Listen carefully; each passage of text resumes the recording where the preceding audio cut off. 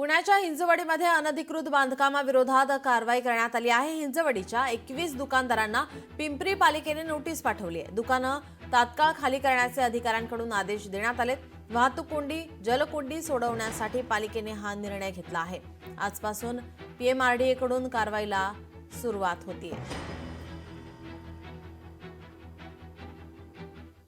लक्ष्मी चौक विभागातल्या साधारण 21 दुकानांना आपण नोटीस दिलेल्या आहेत। त्यांनी पीएमआरडीए कडून त्यांचं दुकान करण्यासाठी कोणतीही अधिकृत परवानगी घेतलेली नाही। शिवाय ते बिल्डिंग लाईनच्या आतमध्ये त्यांची दुकानं आहेत। तर सर्वेयर, पीडब्ल्यूडी आणि पीएमआरडीए त्याच्यानंतर इतर सर्व डिपार्टमेंट मिळून एकत्र सर्वे करून हा निष्कर्ष काढलेला आहे आणि त्या अनधिकृत दुकानांना आपण नोटीस दिलेल्या आहेत। आत्ता काही दुकानं स्वतःहून अतिक्रमण काढून घेत आहेत, तर आम्हाला त्यांचं कोणतेही नुकसान करायचं नाही म्हणून आम्ही थांबलेलो आहोत। लोकशाही मराठी ऐका, पहा, जागरूक रहा।